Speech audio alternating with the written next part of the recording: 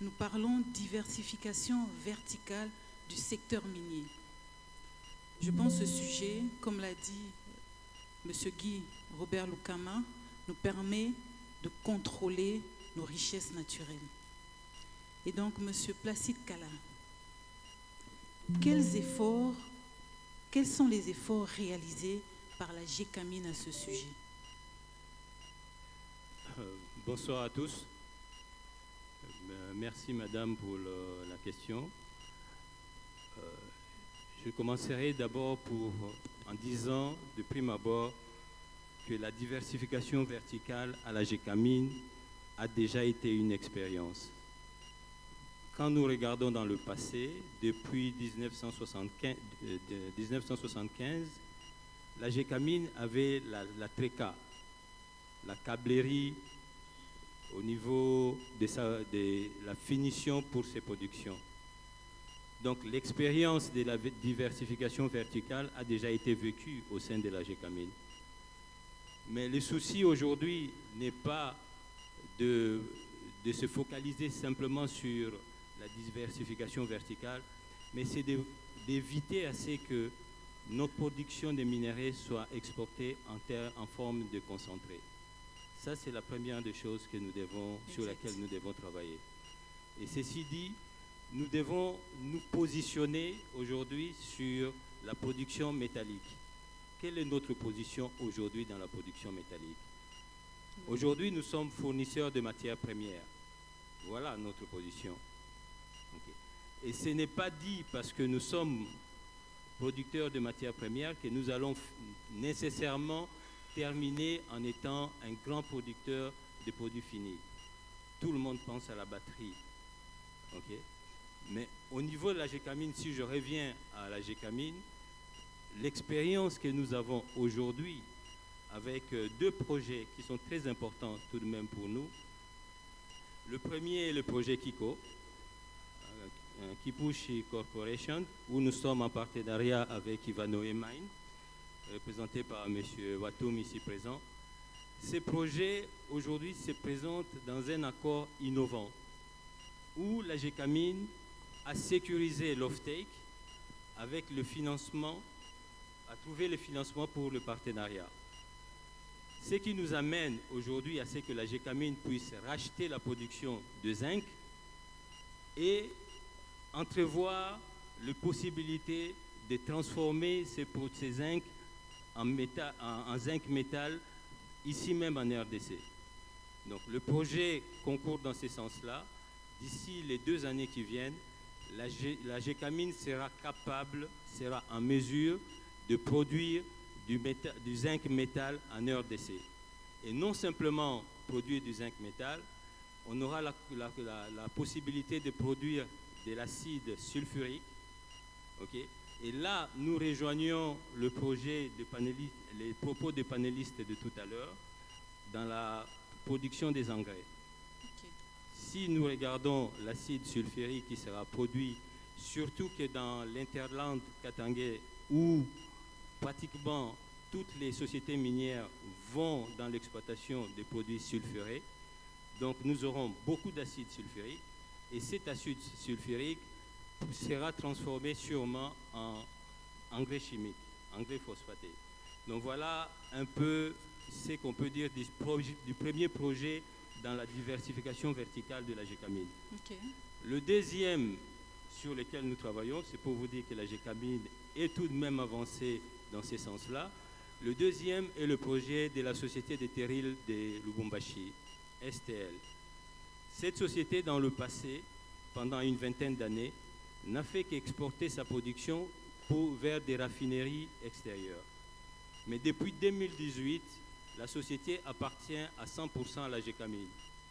Et appartenant à la GECAMIN, nous avons très récemment lancé la deuxième phase industrielle. Et la deuxième phase industrielle, c'est pour la transformation localement des alliages de cuivre, cobalt, argent et germanium en métaux ou en concentré enrichi.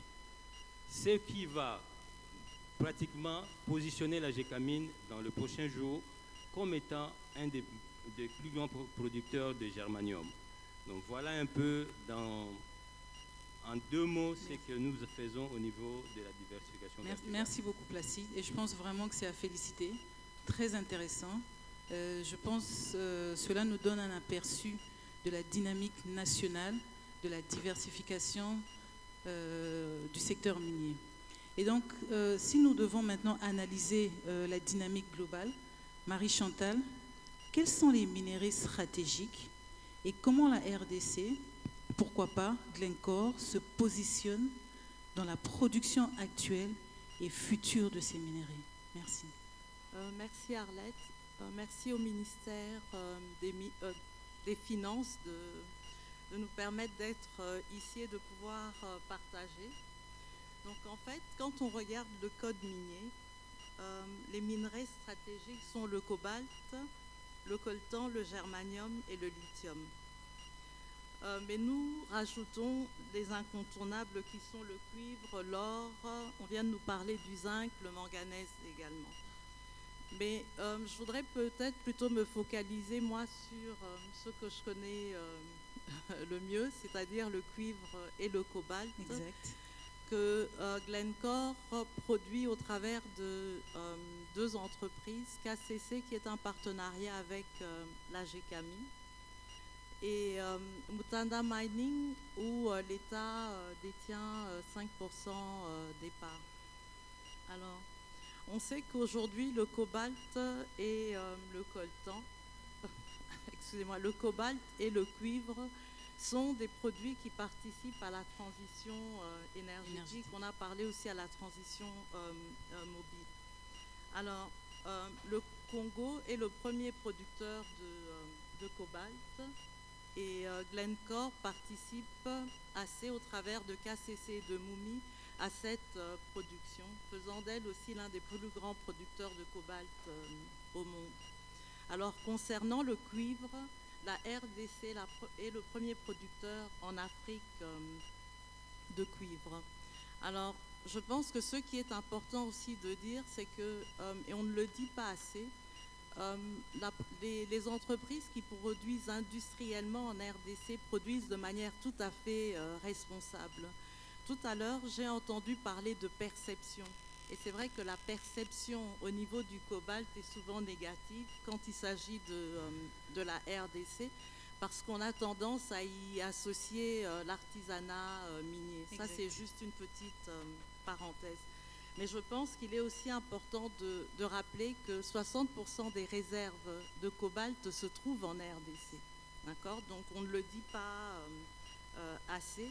Et quand on parle de l'évolution de la production, je dirais que, effectivement, que ce soit KCC, que ce soit Moumi, la production de cobalt a nettement augmenté cette année. Et je dirais même que l'augmentation a été pour Glencore d'environ 35%. Je vous remercie. Merci Marie-Chantal. Donc je pense qu'on note bien qu'il y a des très grands enjeux pour la RDC, pas seulement au niveau national, mais aussi au niveau mondial. Et donc la nécessité de réussir cette diversification verticale. Et je pense qu'il va également nécessiter de nouer et de solliciter des partenariats stratégiques. Et je pense que ma prochaine question va directement à Joseph. Qu'en penses-tu? Comment utiliser les partenariats pour accélérer ce processus dans le secteur? Merci.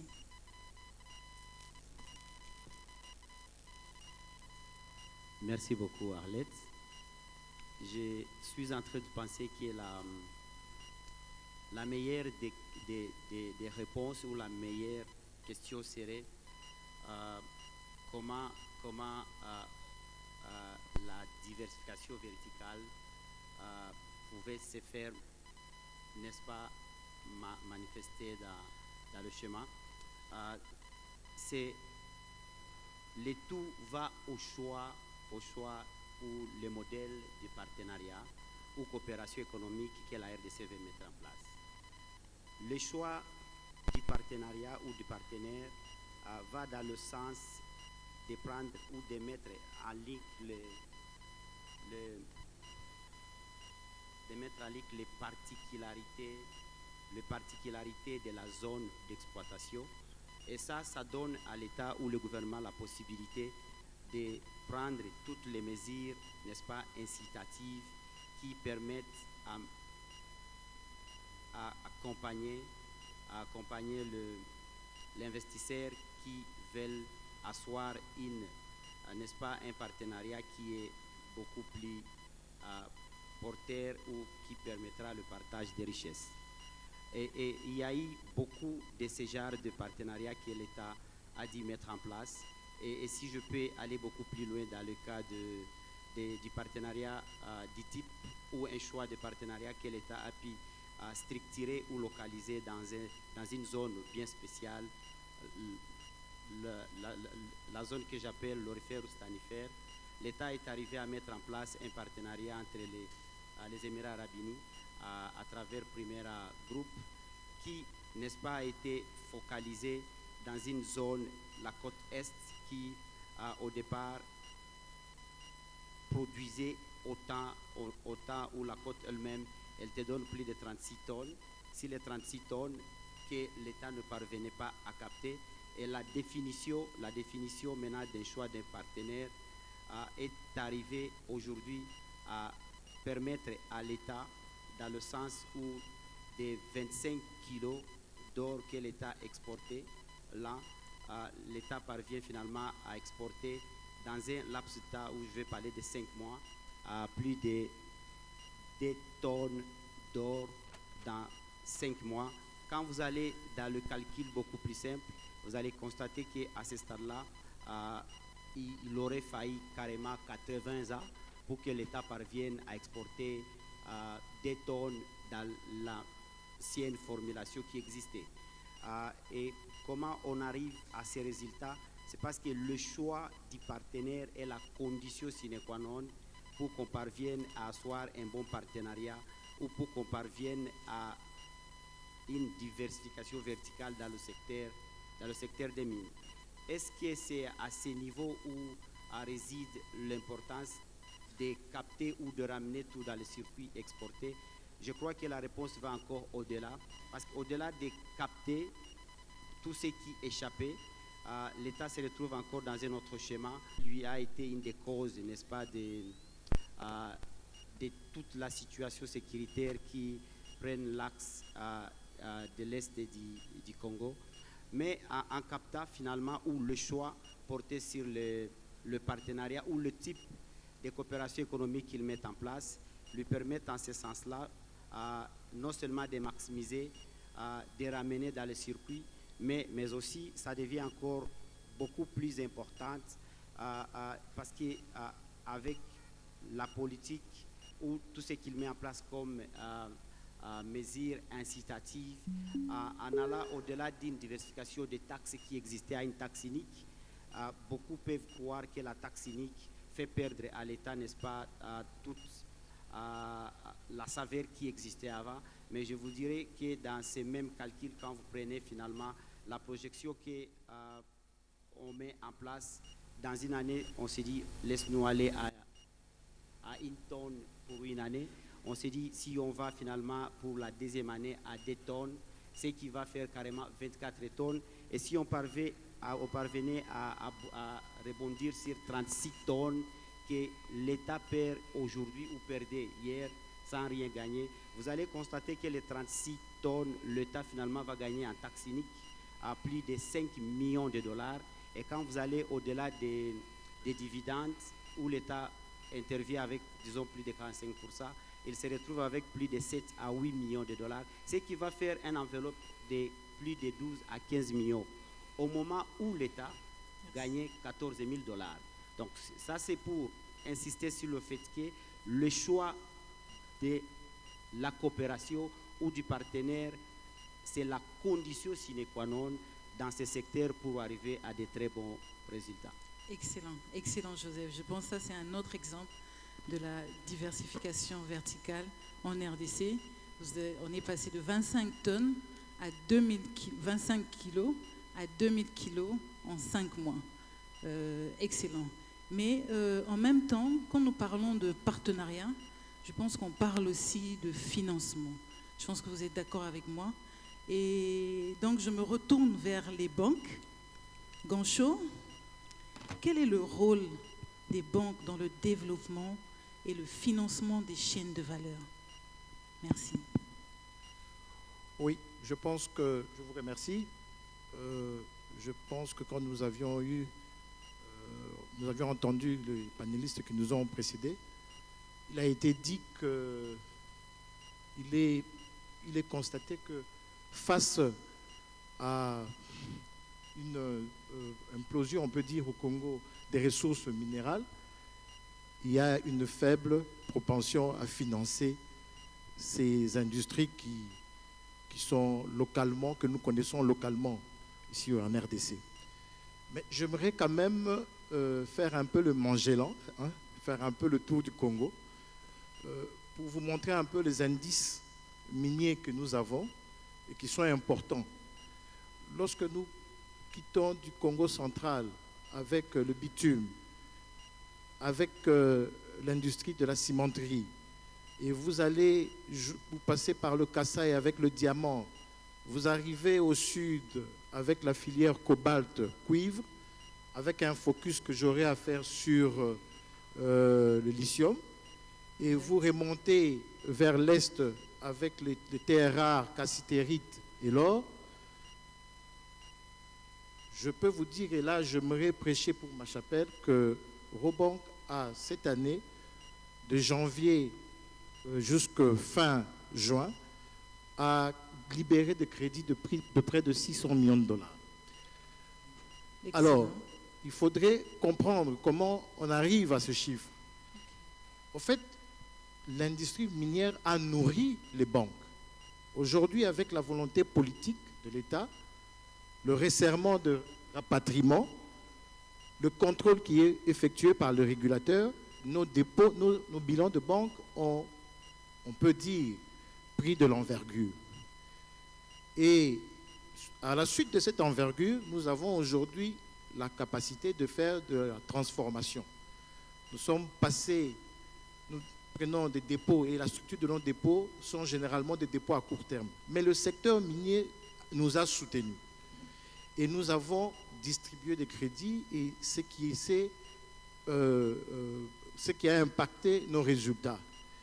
Et pour certaines des banques de la corporation, celles qui ont accepté, par exemple, de réinjecter une partie des résultats obtenus dans leurs fonds propres, aujourd'hui, ça nous donne une envergure pour répondre aux besoins du secteur minier. Certaines de banques, aujourd'hui, ont la capacité de s'exposer sur un seul client à hauteur de 80 à 100 millions de dollars. C'est-à-dire qu'aujourd'hui, sur un client, on peut répondre aisément à hauteur de 100 millions de dollars sur un financement quelconque. Maintenant, dans la diversification verticale, j'aimerais faire un focus sur l'implantation de l'usine, par exemple, de la fabrication de batteries électriques.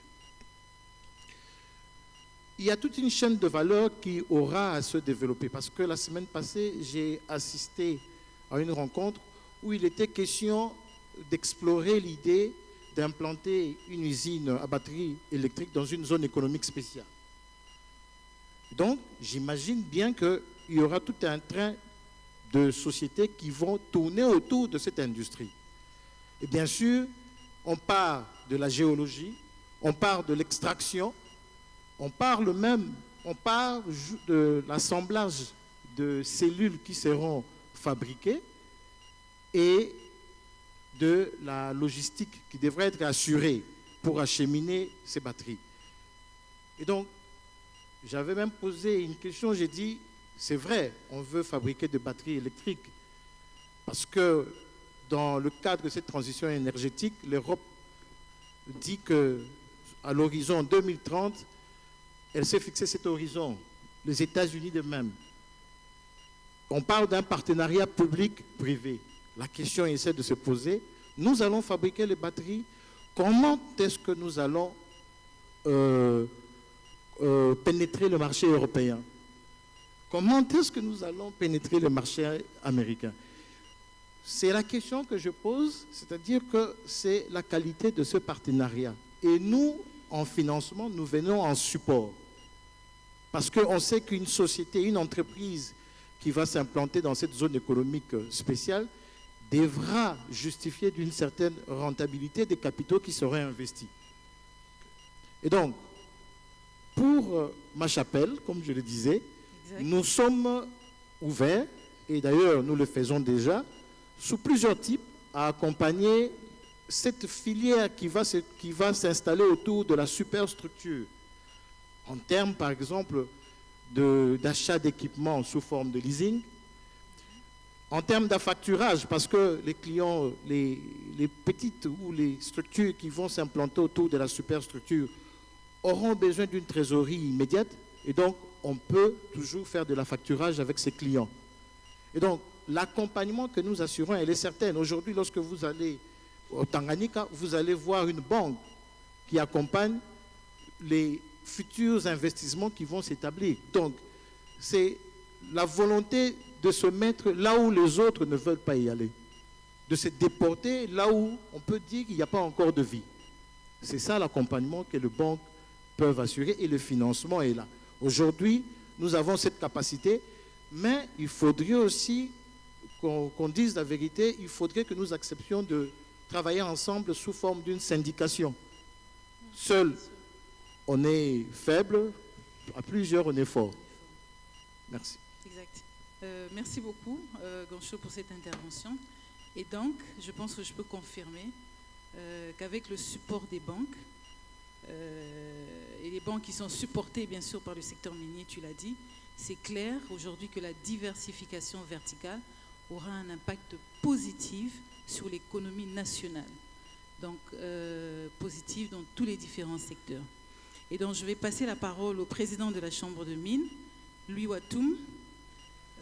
Lui, quelles mesures d'accompagnement, par exemple en termes d'infrastructure, estimes-tu nécessaires pour assurer la réussite de ce beau projet, de cet objectif? Merci.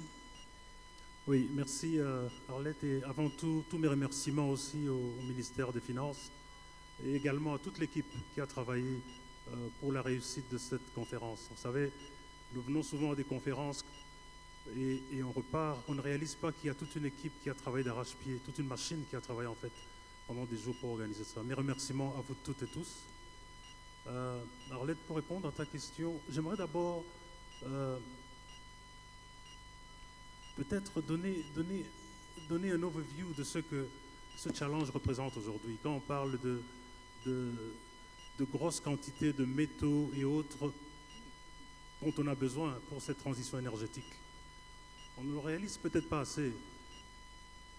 Mais ce dont on parle ici, en termes de consommation de cuivre par exemple, c'est que pour les 25 années à venir, le monde aura besoin d'autant de cuivre que toute l'humanité en a consommé depuis son existence sur la Terre.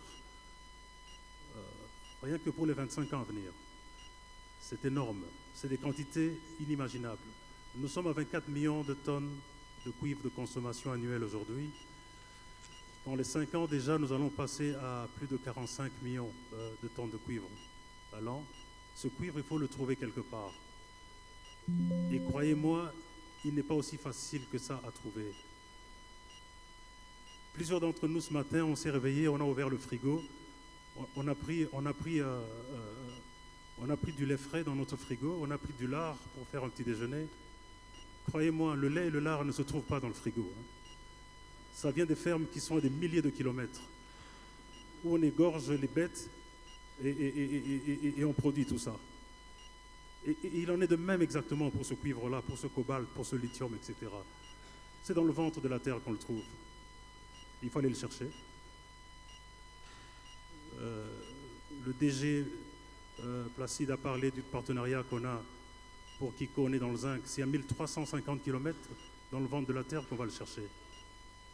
Mais cela veut dire quoi? Cela veut dire qu'il faut d'abord que nous trouvions une nouvelle façon de parler à toutes ces communautés locales d'abord, où on va chercher ces métaux-là. Parce que ces communautés locales aujourd'hui sont devenues beaucoup plus sophistiqués qu'on ne le pense qu'il y a 30 ans. Il faut trouver la bonne façon de leur parler parce qu'il faut faire du mining responsable. Nous devons nous doter également d'une vision, parce que tout part d'une vision finalement. Qu'est-ce que nous voulons faire de tous ces métaux? Est-ce que nous cédons simplement au diktat international de décarboner l'économie mondiale? Mais qu'est-ce que nous voulons, nous, de nos richesses? Et pour cela, nous devons absolument renforcer notre capacité institutionnelle. Ce n'est qu'à ce prix que notre secteur, d'abord, pourrait être administré de manière efficiente. Et puis, bien sûr, on l'a dit, on l'a redit, les infrastructures énergétiques, infrastructures et routes, rails et ports en eau profonde sont extrêmement importants. Et un aspect qu'on a soulevé aussi, c'est en fait, lorsqu'on parle le dernier, on fera beaucoup de redites, mais c'est la formation de la jeunesse, l'éducation. 100 millions de Congolais avec une moyenne d'âge 18 ans, c'est un capital humain formidable. Mais il faut investir dans ce capital humain. Il faut changer le système éducatif qui, pour la plupart d'entre nous qui avons été formés au pays, est un système élitiste qui forme pour faire carrière. Alors que le monde aujourd'hui veut un système éducatif qui forme des créateurs d'emplois, pas des demandeurs d'emplois. Il faut l'ingénierie financière, l'éducation financière, l'entrepreneuriat. C'est tous ces ingrédients qu'il faut pour qu'on réussisse ce pari, ce challenge. Et donc c'est vrai, il faut les infrastructures, il faut former la jeunesse. Et enfin, pour parler de ce que moi j'appelle l'intégration verticale, on doit vraiment, dans notre vision et dans nos stratégies, se départir complètement de ce modèle hérité de la colonisation, le modèle from pit to port, comme on dit. Le minerai tout venant de la mine qui subit un traitement jusqu'au niveau de concentré, comme l'a dit DG Placide, et puis qui est expédié dans le port en eau profonde le plus proche pour être expédié dans les territoires d'outre-mer où les traitements en aval se font, où il y a plus de valeur ajoutée. Tout cela doit se faire chez nous. Mais encore une fois, il faut que tous ces ingrédients-là soient mis en place. Et enfin, il faut ce cadre légal et fiscal qui non seulement est attractif pour l'investisseur, mais le rassure aussi et lui donne une certaine stabilité fiscale dans son investissement. Voilà un peu tous les ingrédients qu'il faut, Arlette, pour que nous puissions réussir ce challenge. Très intéressant. Merci. Merci. Merci Louis Watoum. Je pense que nous avons maintenant une image claire des contraintes, mais aussi des mesures d'accompagnement nécessaires pour l'atteinte de cet objectif. Je vais revenir à M. Ganchot, à la banque, en tant que banquier, donc avec un œil de banquier. Ganchot, qu'est-ce qui freine pour toi cette diversification dans le secteur? En fait, actuellement, on fait face à quelques, je pourrais dire, des goulots d'étranglement qui font que cette diversification doit être repensée. Je le pense. Pourquoi? Parce que, je donne un exemple, il faudrait d'abord commencer par révisiter la législation. Vous savez, nous les banques actuellement, pour financer le secteur minier, on fait face à un non-dit. Il est vrai que les 60% qui sont rapatriés doivent servir aux résidents locaux. Il est aussi vrai que les entreprises minières qui n'ont pas de compte offshore sont obligées de rapatrier les 100%. Mais lorsque nous, les banques, devons financer, par exemple, l'achat des équipements. Quand je juste un rappel, il me reste 5 minutes. Oui, pour l'achat des équipements en faveur de l'industrie minière, il y a les régulateurs qui semblent ne pas nous suivre dans cette voie. Je pense qu'il faudrait repenser et revisiter la législation pour mettre au même niveau la réglementation de change au code minier, ce que prévoit le code minier. Deuxième point, qui n'est pas de moindre, aujourd'hui, comme frein, c'est on pourrait dire sur le plan juridique, des saisies à répétition.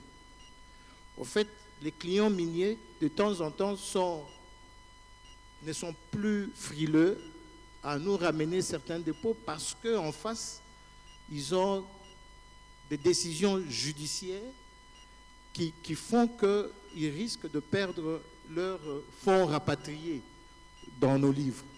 Et donc, je pense qu'il y a aussi à redire et à voir comment est-ce que l'État peut sécuriser ses clients miniers.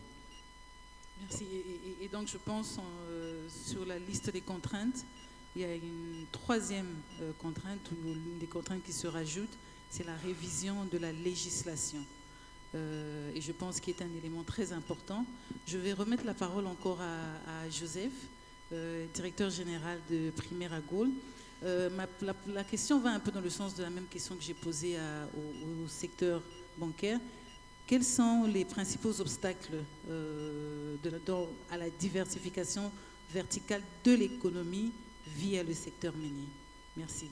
Juste noter que nous n'avons que 5 minutes qui nous restent. Merci. Déjà, quand on a un projet qui s'allonge sur des secteurs, l'artisanal et de l'autre côté l'industriel, à qui d'un côté l'artisanal, vous voulez tout restructurer, ramener dans un circuit officiel, de l'autre côté vous avez l'industriel, qu'il faut ramener jusqu'à une chaîne de valeur. L'un des plus grands problèmes, ce sont les cas des forces majeures, ce sont toutes ces histoires, la situation là imprévisible, irrésistible, malgré la bonne volonté auquel vous ne pouvez pas surmonter.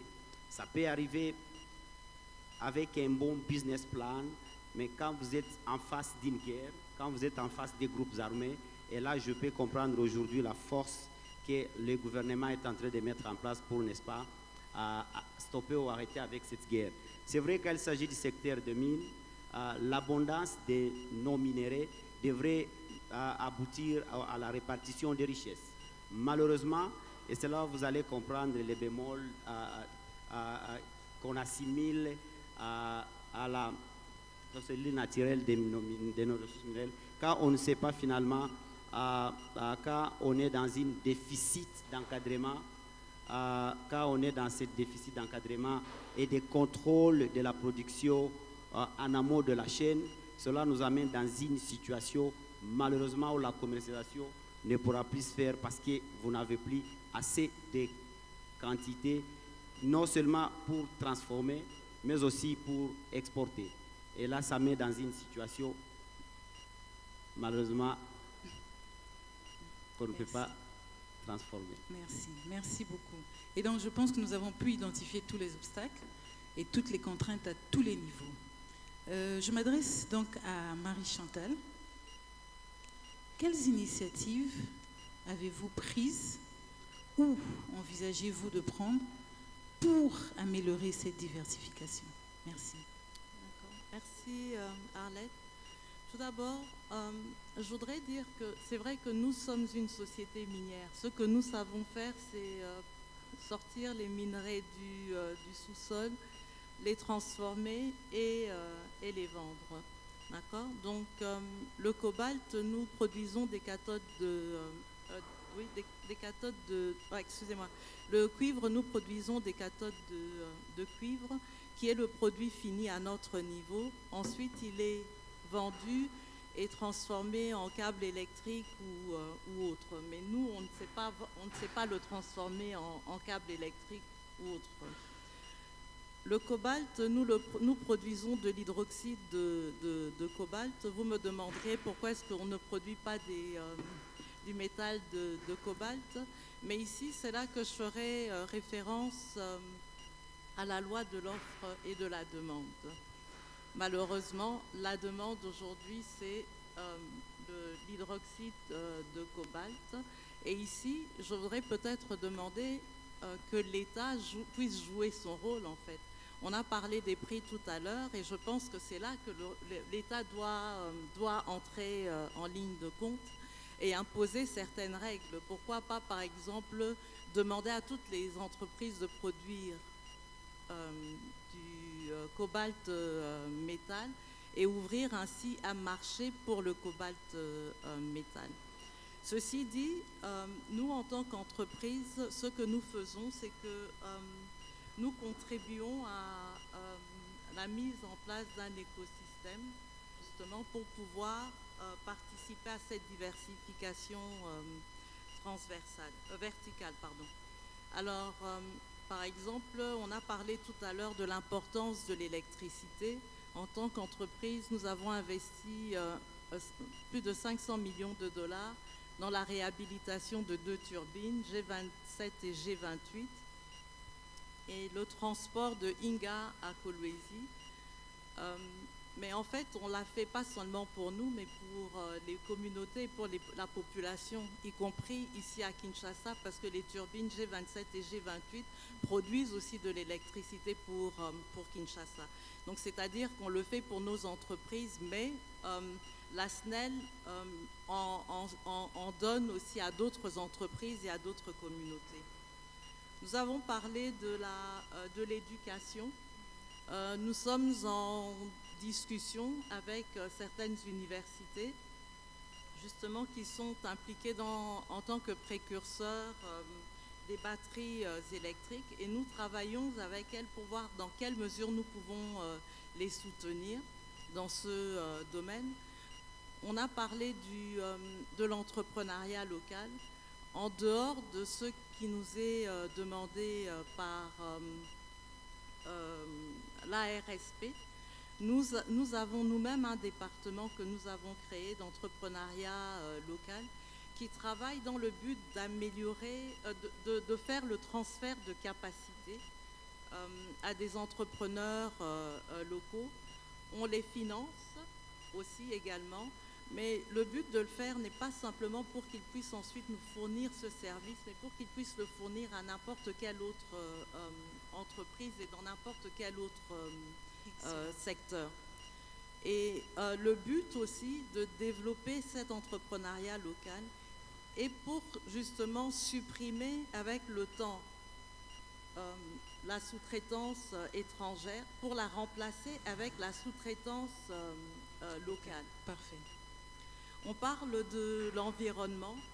Bien sûr, nous sommes dans des programmes de reboisement parce que c'est aussi important. C'est notre manière à nous de contribuer. Donc, je pourrais continuer à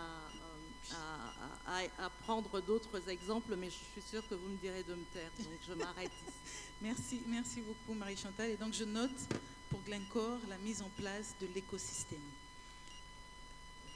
Monsieur Luatum, on parle de la transition vers une économie plus verte et durable. Quel est le rôle du secteur minier dans cette transition?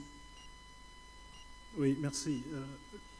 Le rôle du secteur minier, et avant d'aller plus en détail là-dessus, je ne cesse de répéter à tous les capitaines de l'industrie minière, dont j'ai le privilège et l'honneur de défendre les intérêts au sein de la Chambre des mines.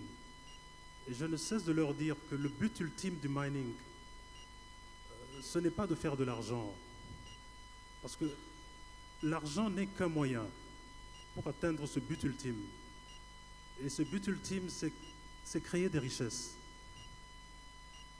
et les partager de manière équitable entre toutes les parties prenantes pour une meilleure justice sociale et finalement pour laisser un monde meilleur aux générations à venir lorsque nous aurons tous retrouvé le Créateur. C'est ça le but ultime du mining.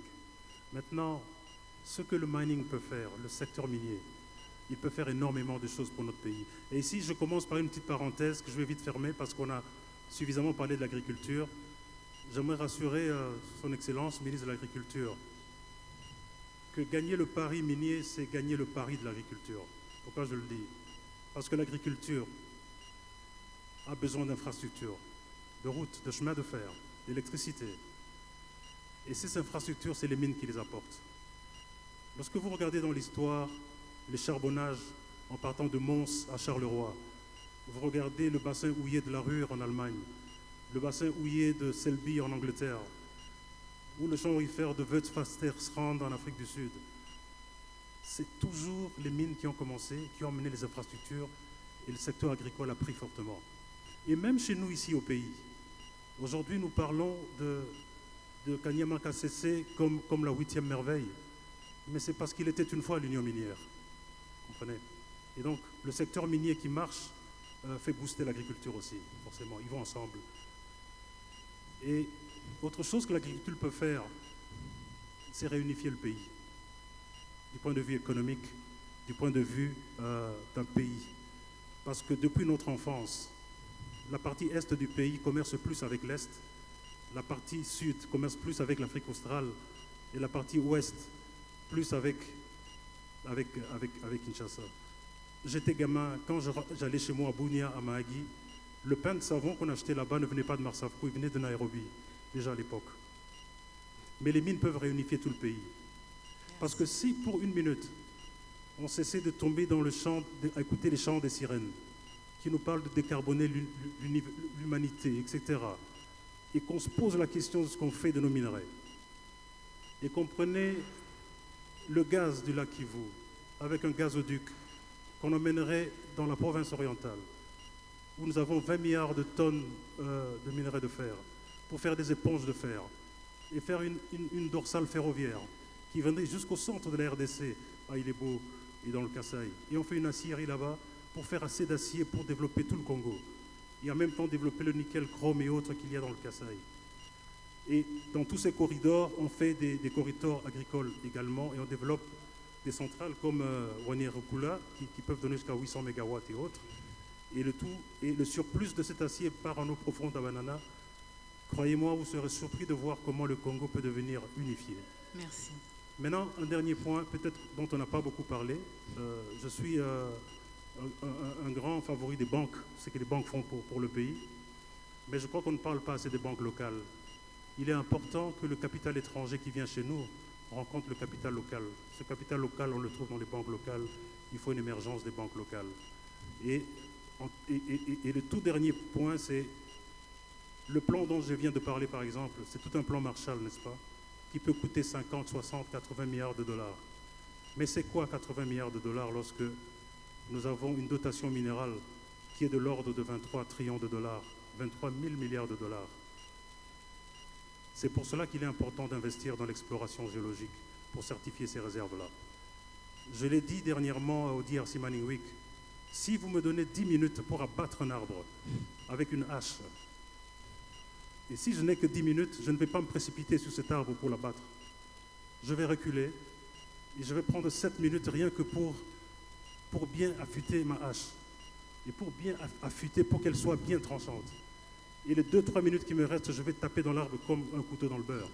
C'est exactement ce qu'on doit faire pour certifier nos 23 000 milliards de ressources en faisant de l'exploration. Et alors on peut financer tout ce qu'on veut pour notre pays. Merci, merci, merci Louis Watoum. Merci, c'est bien que tu aies parlé de l'agriculture.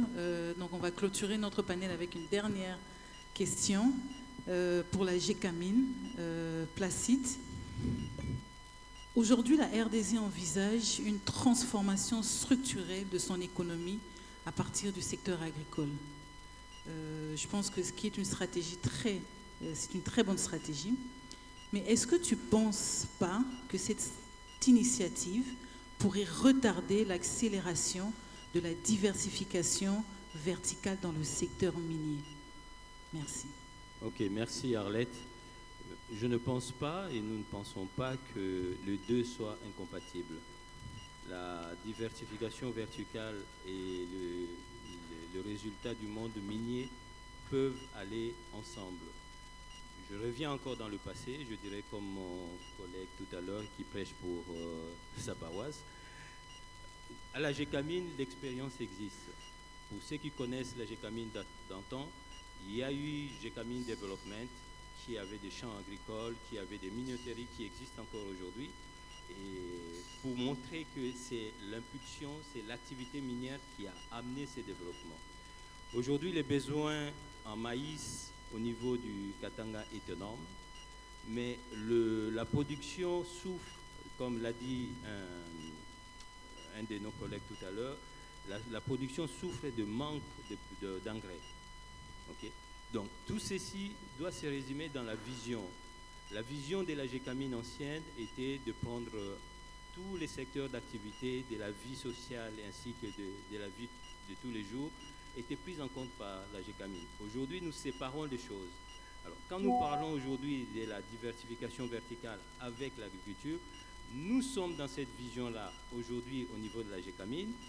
Pourquoi? Parce qu'on se rend compte que dans les années qui viennent, on aura de l'acide sulfurique qui sera là à gogo, dont on ne saura pas quoi faire. Aujourd'hui, au moment où je vous parle, la GECAMIN est dans une étape très avancée des contacts avec l'Office chérifien du phosphate, qui est l'un des plus grands producteurs du phosphate au monde, okay, qui sont venus d'ailleurs nous visiter et pour lesquels nous travaillons sur un partenariat pour produire de l'engrais ici en RDC. Par ailleurs, dans cette activité de production d'engrais, nous travaillons déjà pour mettre à disposition une quantité de terres que nous avons, parce qu'aujourd'hui la GECAMIN a en son sein plus de 28 000 hectares de terres cultivables. Donc dans ces projets-là, nous travaillons sur un modèle pilote de 1000 hectares avec le Marocain de l'OCP pour augmenter le taux de productivité de nos champs. Aujourd'hui, un hectare de culture de maïs donne approximativement 8000 tonnes au Katanga et nous envisageons d'aller jusqu'à 14 000 tonnes, entre 12 et 14 000 tonnes. C'est pour vous dire que les deux ne sont pas incompatibles. Okay. Donc voilà. Okay, merci beaucoup Placide. Nous allons donc clôturer notre panel. Donc je vais juste faire un résumé rapide des 6 points que j'ai pu retenir. Le premier, je pense, c'est les efforts fournis par la GECAMIN dans le processus de la diversification verticale du secteur minier. Nous avons parlé de l'exemple de Kiko et de STL. En deuxième, avec Primera Group Limited, le partenariat en joint venture avec le gouvernement, une illustration, je pense, d'un processus de diversification verticale en RDC. Et au troisième point, l'avantage significatif de la RDC en matière de cobalt et de cuivre dans la transition énergétique, un point soulevé par Marie-Chantal. Et un quatrième point, mais aussi, nous avons parlé de la nécessité de développer un écosystème efficace pour profiter de l'opportunité de la révolution. Et cette révolution, c'est la transition énergétique qui se passe actuellement. Et en avant-dernier point, le secteur bancaire a donc un rôle majeur à jouer dans le financement de la chaîne de valeur de l'industrie minière. Et pour un dernier point, la nécessité d'une coopération entre les opérateurs miniers, le gouvernement et les autorités locales pour la mise en œuvre d'un cadre réglementaire propice à l'investissement et au capital humain. Donc nous espérons vraiment que toutes les initiatives et les mesures qui sont prises ou qui seront prises par les différentes sociétés présentes dans ce panel aura un impact positif à notre notation l'année prochaine. Je vous remercie.